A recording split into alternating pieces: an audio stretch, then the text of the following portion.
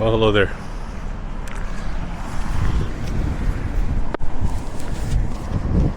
Got on there straight. Certainly hope so. Today is Tuesday, May the 6th. It is 1:38 in the afternoon. I'm late today with my daily vlog because I stayed in and I wanted to watch Mark Carney meet Donald Trump at the White House. And that was fun. Bit of excitement, a bit of low-level drama. I should go and get a book on body language, because I think the body language would be very telling in that situation. Today I want to start with this.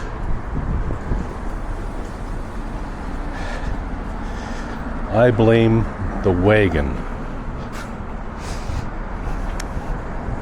Now that I'm back in Canada, I realize how much stuff I have, and I am enjoying wearing my t-shirts and socks that I haven't worn in 6 months. I don't know if you noticed, in all of my videos in Taiwan, I was either wearing a blue shirt or a black shirt. Once in a while a green shirt. I think that's all I had. I had a gray shirt too. Here I've got more of the same, essentially.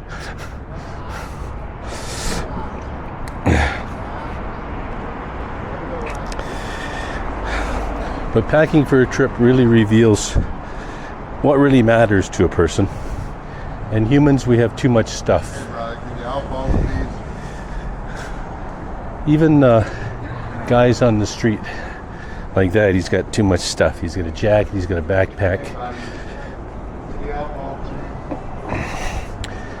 And I blame the invention of the wagon for us having too much stuff, because before we had a wagon that we tied to a horse or a goat or a donkey,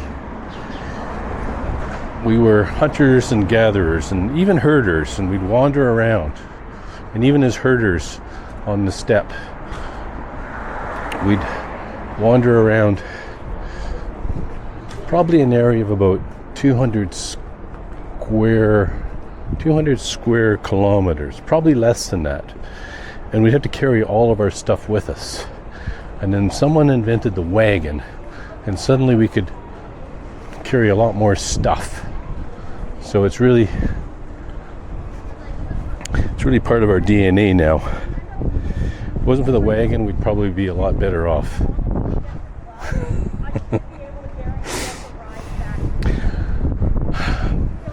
So I'm not going to do a purge at this point, but if I was,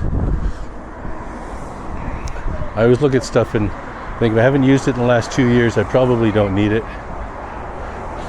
Another way to look at it is, would I buy it now? If I wouldn't buy it again, then why keep it? And when thinking about stuff, we always think about, in some point in the future that's going to be useful. But future usefulness of stuff is rarely materializes. You think it's going to be useful, you hold on to it, and then eventually you think, well, I've had this for 20 years and it turned out not to be useful. That's my feeling anyways. So today I cut the grass. Needed cutting already. Yesterday I had a dentist appointment. Life is all about maintenance. My dental hygienist, he canceled his trip to Hawaii. That's very telling. He's going to go to Portugal instead.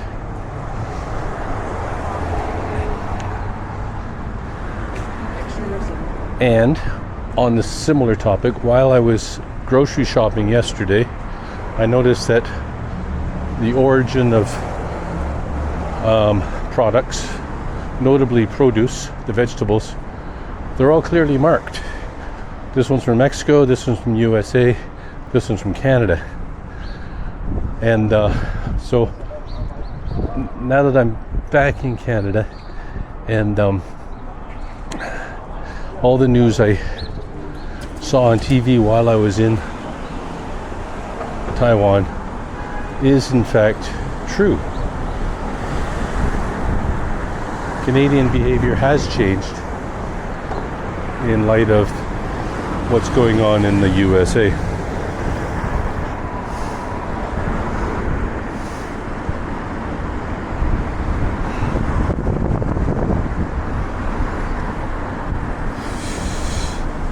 I got 9 hours of sleep last night.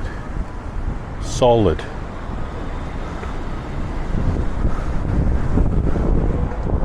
So I feel much better than I felt before. And it was some kind of bug that I caught, because sadly I gave it to the missus.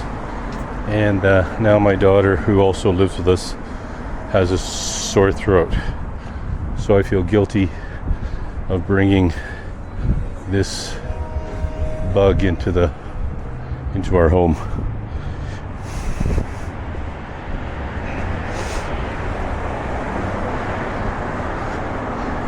Already I miss Taiwan. At my desk I have 2 monitors, and I had one set to the east coast of Taiwan, watching a webcam of a road and a train.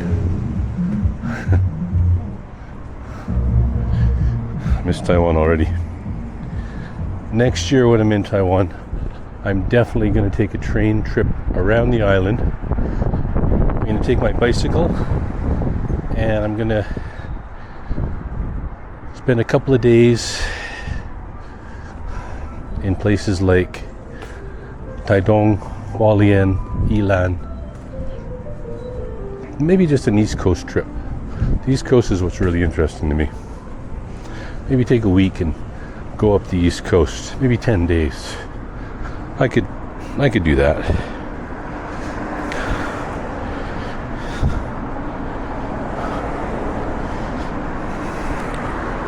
So I've been back in Canada for how long? And already I'm thinking of Taiwan, my next visit.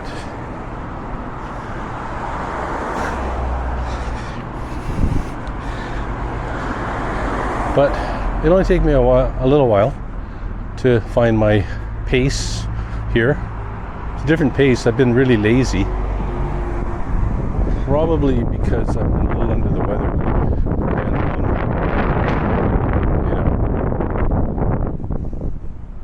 And, it's not the warmest. And besides, when I was in Taiwan the last 6 months, I was walking on average 15,000 steps a day. I had days when I did 30,000 steps.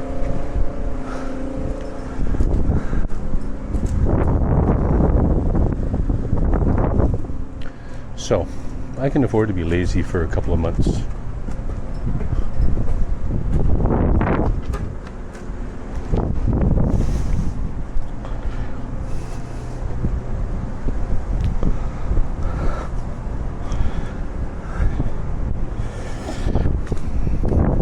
I was thinking yesterday morning when I saw those joggers that I never see joggers in Taiwan, but it's not true. You do see joggers on the weekend in the morning near Central Park. But I think jogging is more prevalent here, because all those days I went out with my camera like this, did you once capture any joggers? The answer is no. But in Canada, in 1 week, I got a bunch there.